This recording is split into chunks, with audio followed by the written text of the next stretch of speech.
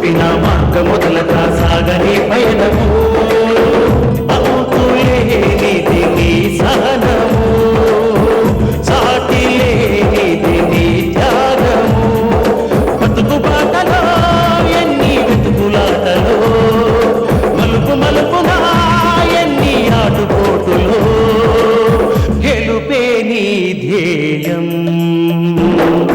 సాహసమే నీ ఆయుధం సాధించే నీ ఆశయం సాహసమే నీ ఆయుధం సాధించే నీ ఆశయం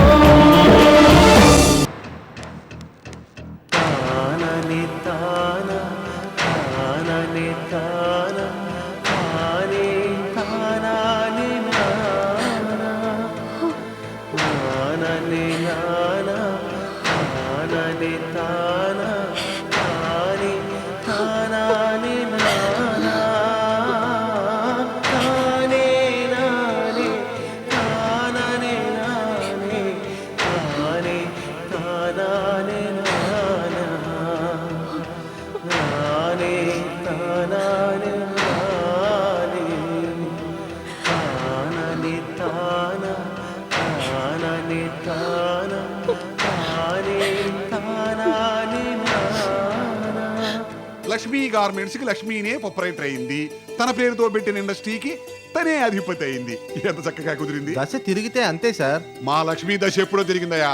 అవునవును, వాళ్ళ అన్నగారింటి నుంచి బయటకు అడుగట్టిన మరుక్షణమే లక్ష్మీ మేడం దశ తిరిగింది. బ్రహ్మాండంగా చెప్పావయ్యా. లక్ష్మి, నువ్వు ఆ సీట్లో కూర్చుంటే ఆ సీటుకే అందం వచ్చింది సార్. ఆ సంగతి చెప్పాల్సింది నేను, నువ్వు కాదు. ఎక్స్ట్రా వద్దు. లక్ష్మి, నువ్వు ఆ సీట్లో కూర్చుంటే అందానికే అందం వచ్చింది. లక్ష్మీ కళతో ఉట్టి పడుతున్నావు. జయం నీదే. మేడం, మాజీ ప్రొపరేటర్ శాంతి గారి వల్ల మేము ఎన్ని అవస్థలు పడ్డామో ఆ దేవుడికే ఎరుక. మీ హయాంలో మేము హాయిగా బతకాలని, బతుకుతామని ఫ్యాక్టరీలో అందరూ ఆశిస్తున్నారు. నీకా భయం అక్కర్లేదయ్యా. మా లక్ష్మి పక్షపాతాలు రాగద్వేషాలు లేవు. అందరినీ సమానంగా చూసుకుంటుంది. అంతకన్నా మాకేం కావాలి సార్? మండపాక బలరాం గారికి జై, ఆడబాల సీత గారికి జై, అబ్బా అక్కడ కదయ్యా, ఇక్కడ మండపాక లక్ష్మి గారికి జై. జై.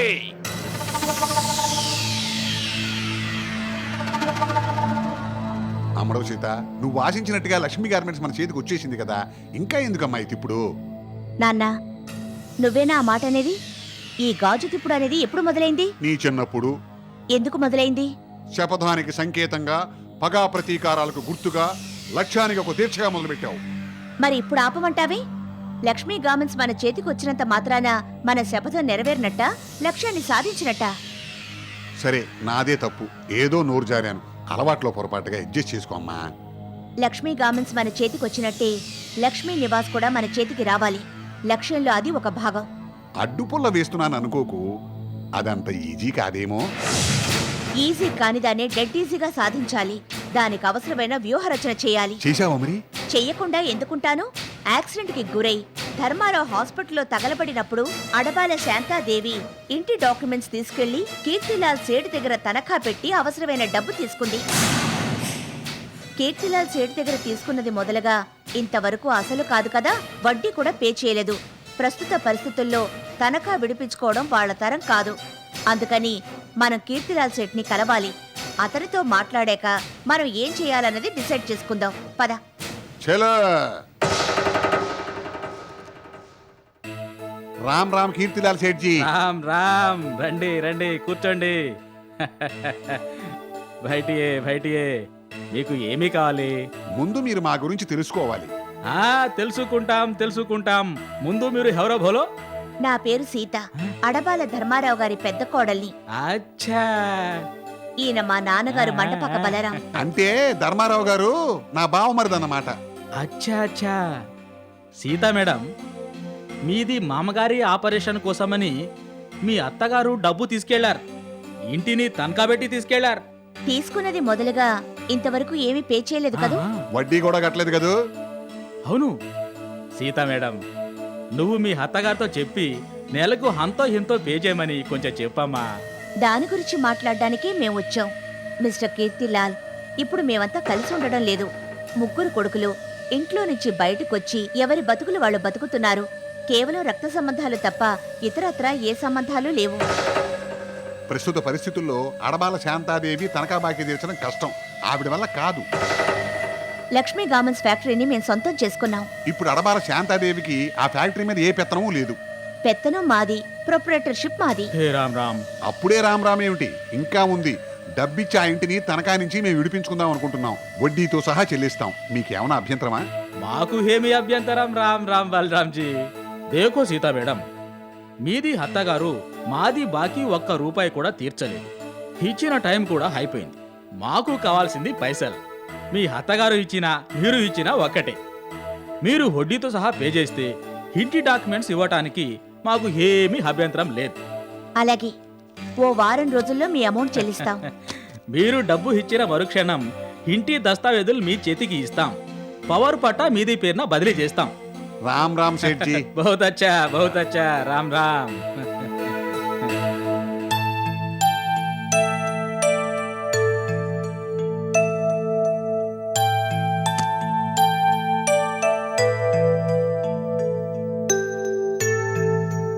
శాంతి, శాంతి, శాంతి.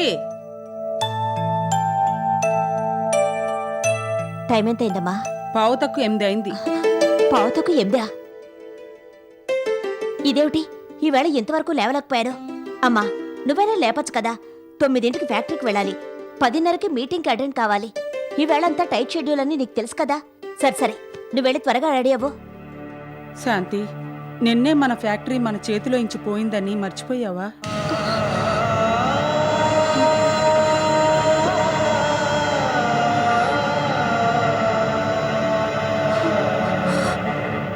శాంతి, బాధపడుతున్నావా? బాధపడ్డం దేనికమ్మా? వచ్చేటప్పుడు మనం ఏం తీసుకొచ్చాం, పోయేటప్పుడు మనం ఏం పట్టుకుపోతాం. బతుకున్నంత కాలం బాధలు బంధాలు తప్పవు. ఏం జరిగితే అది జరుగుతుంది. నువ్వు మాత్రం ధైర్యంగా ఉండు. ఇదిగో ఈ కాఫీ తాగమ్మా. తీసుకో శాంతి, తీసుకో.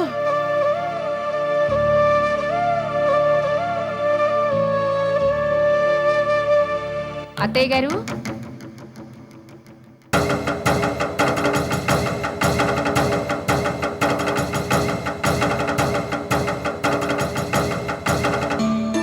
నమస్కారం అత్తయ్య గారు. నమస్కారం. నమస్కారం వదిలి గారు. కూర్చోండి, కాఫీ తీసుకోండి.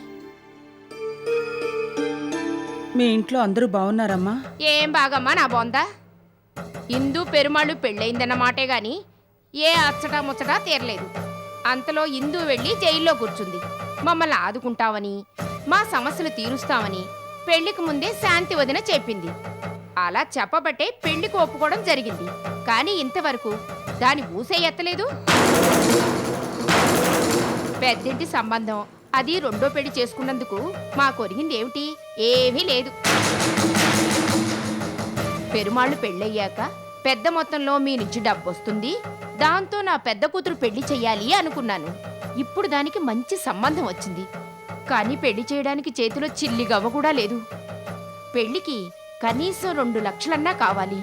ఏం చెయ్యాలో పాలు పోవడం లేదు.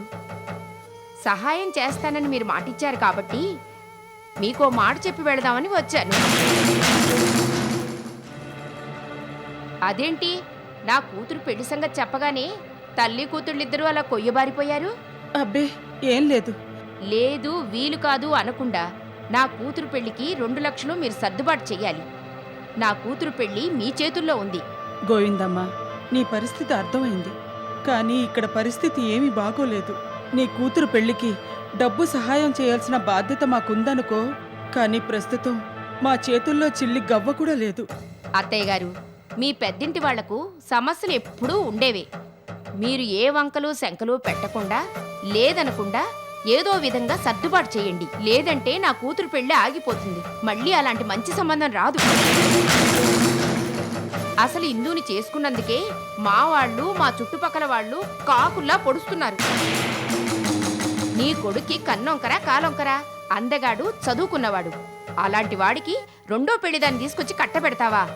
వ్రతం చెడినా ఫలం దక్కాలంటారు. విధవరాల్ని కోడలుగా చేసుకొని నువ్వేం సుఖపడ్డావు? ఏనాడైనా కోడరికం చేసిందా? అసలు నీ గుమ్మంలో అడుగు పెట్టిందా? అని నన్ను అందరూ తప్పు పడుతున్నారు. వదినా, మీ బాధ నాకు అర్థమైంది. నేనన్న మాట తప్పేదాన్ని కాదు. మీకిచ్చిన హామీలన్నీ నిలబెట్టుకోవాల్సిన బాధ్యత నాకొద్ది. ఆ నమ్మకంతోనే వచ్చాను. మీరొచ్చారు, కానీ మిమ్మల్ని సంతోషపెట్టే స్థితిలో ప్రస్తుతం మేం లేవు. 2 నెలలు, కనీసం 1 నెలైనా మీరు ఓపిక పడితే. నేను ఓపిక పడతాను వదిన గారు, కానీ మగ పెళ్లి వారు అంతవరకు ఆగుతారా? ఈ నెలలోనే పెళ్లి జరగాలని పట్టుబడుతున్నారు. ఎలాగైనా 2 లక్షలు సర్దండి. మీరిచ్చేదాకా నేను మా ఇంటికి వెళ్ళను.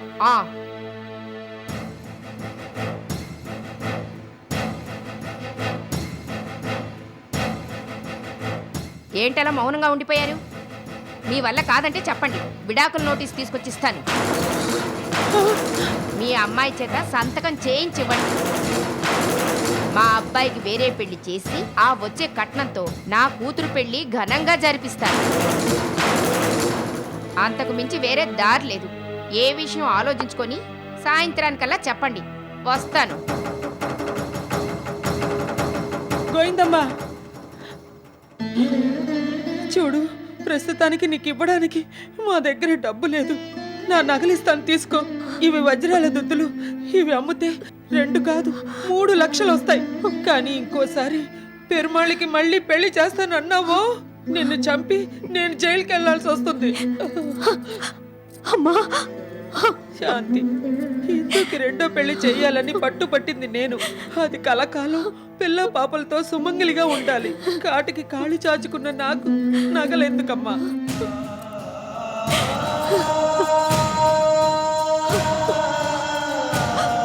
అమ్మా,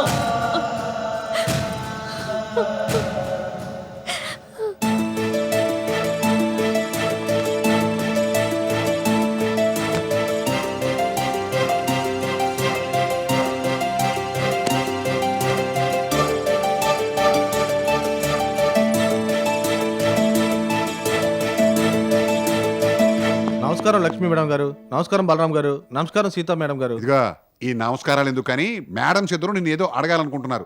డొంక తిరుగుడు సమాధానాలు మాని కరెక్ట్ సలహా ఇవ్వు అమ్మడు. కానీ mister Bhaskar Rao, garment business బాగా డెవలప్ అవ్వడానికి మనం ఏం చేస్తే బాగుంటుంది? పిండి కొద్ది రొట్టె అన్నట్టుగా మనం ఎంత పెట్టుబడి పెడితే అంత డెవలప్మెంట్ ఉంటుంది. డెవలప్మెంట్ ఉన్నప్పుడు ఆటోమేటిక్గా ప్రాఫిట్ ఉంటుంది. కనీసం 50 lakhs అయినా మనం ఇన్వెస్ట్ చేయగలిగితే బిజినెస్ని బాగా డెవలప్ చేయొచ్చు. మిగతా గార్మెంట్స్ని డామినేట్ చేసి మొత్తం లోకల్ మార్కెట్ని మన గ్రిప్లో పెట్టుకోవచ్చు. ఓకే, మీరన్నట్టు 50 lakhs ఒక నెలలో రెడీ చేస్తాను. ఆలోగా మీరు లక్ష్మీ గార్మెంట్స్ కి సంబంధించిన స్థిర చరాస్తుల లిస్టు రెడీ చేయండి. లిస్టు దేనికని సందేహంగా ఉందా? ఏం లేదు, ప్రాపర్టీ వివరాలు తెలిస్తే బ్యాంక్ లోన్కి ట్రై చేయొచ్చని. సరే, ఇక మీరు వెళ్ళొచ్చు. Okay madam. సీత, 50 లక్షలు పెట్టుబడి పెట్టాలంటావా? ఆహా, అదంత అవసరమా అని అమ్మ అడుగుతోంది. అవసరమే. ఆ 50 లక్షలు బ్యాంక్లో లోన్ తీసుకుంటామమ్మా. అదే చూసావా లక్ష్మి, మన సీత ఎంత గొప్ప బ్రెయినో. ఎక్కడి నుంచి ఎక్కడికి లంగరేసిందో చూసావా? అంతా నా పూలికే. మండపాక వారి వంశమా మధ్యాకానా? అలాగని అడబాల వాళ్ళని తక్కువ చేసి మాట్లాడుకున్నాన్నా. ఓహోహో, ఒకరేమో అడబాల వారి ఆడపడుచు, మరొకరేమో అడబాల వారి కోడలు. బాగుంది. అమ్మా సీత, అంత డబ్బు పెట్టుబడి పెట్టి వ్యాపారం పెంచామే అనుకో, ఫలితం ఉంటుందంటావా? ఉండి తీరాలి. మన ఫ్యాక్టరీ లాభాల బాటలో నడవాలి. మా అత్తగారు శాంతి కన్నా మా అమ్మ లక్ష్మి గొప్పదని రుజువు చేయాలి. చేస్తాను. అదే నా ఆశ, ఆశయం.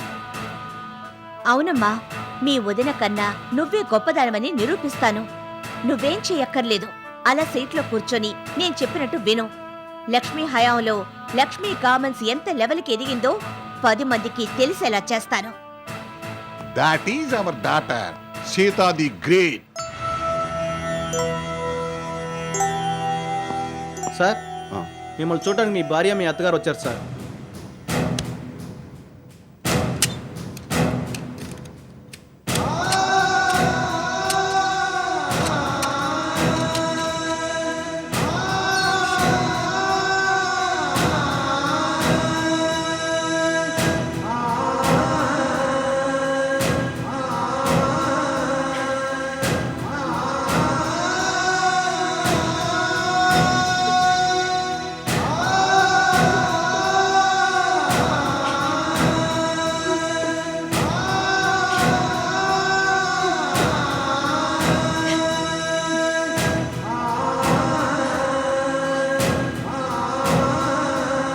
శాంతి, ఎందుకు ఏడుస్తున్నావు? ఏం జరిగింది? గార్మెంట్ ఫ్యాక్టరీ మన చేయి జారిపోయిందండి. సొంతం చేసుకున్నది ఎవరో కాదు అల్లుడు, నీ చెల్లెలు లక్ష్మి. ఏమండి, మీ భార్యగా మీ ఆశయాలను నెరవేర్చలేకపోయాను. మీరు నా మీద పెట్టుకున్న నమ్మకాన్ని నిలబెట్టుకోలేకపోయాను. మీరు సమర్థిస్తూ వచ్చిన ఉమ్మడి కుటుంబ వ్యవస్థకు ఊపిరిపోయలేకపోయాను. అందరూ తలోదారయ్యారు. బంధాలు, అనుబంధాలు, అనురాగాలు, ఆప్యాయతలు, అభిమానాలు అన్నీ అడుగంటిపోయాయి. మన అనేది పోయి నా నిస్వార్థంతో బతుకుతున్నారు. మీరు అజ్ఞాతవాసానికి వెళ్ళింది మొదలు ఇప్పటిదాకా నేను ఏం చేశానని ఆత్మవిమర్శ చేసుకుంటే ఏమీ లేదనిపిస్తోంది. ఇంటి సమస్యలు చెప్పి మిమ్మల్ని బాధ పెట్టడం దేనికని ఇంతకాలం మీ వరకు రానికుండా జాగ్రత్త పడ్డాను. కానీ ఇక నా వల్ల కాదు. అందరినీ బాధ పెట్టడం తప్ప నేను సాధించింది ఏమీ లేదని నాకు అనిపిస్తోందండి. శాంతి, కన్నీరు కాచినంత మాత్రాన బాధలు పోతాయా? సమస్యలు పరిష్కారం అవుతాయా? నుదుట రాతలు, చేతి గీతలను బట్టి మనిషి చేతలుంటాయని మూర్తి పోరు పెట్టేవాడు. నా చేత చెవాట్లు తినేవాడు. వాడి ఆస్తికవాదాన్ని, నమ్మకాన్ని నేను నమ్మలేదు. కానీ ఇప్పుడు నమ్ముతున్నాను. ఏది ఎప్పుడు ఎలా జరగాలంటే అలా జరగాల్సిందే. సాక్షాత్ అవతార పురుషుడైన శ్రీరామచంద్రుడు కష్టాలు పడలేదా? మహాభారతంలో పాండవులు పడిన కష్టాలు 1, 2. పురాణ పురుషులే కష్టాలు పడగాలేనిది హడబాల ధర్మారావు ఎంత, ఆయన ధర్మపతి శాంతి ఎంత. శాంతి, మనకిది పరీక్షా సమయం. మనల్ని, మన సహనాన్ని ఎవరో కావాలని పరీక్షిస్తున్నారు. చూడు, కాలం చూపిన సహనం వల్లే మల్బరీ ఆకు సిలుగ్గా మారుతుంది. గొంగళి పురుగు సీతాకోక చిలుగ్గా మారుతుంది.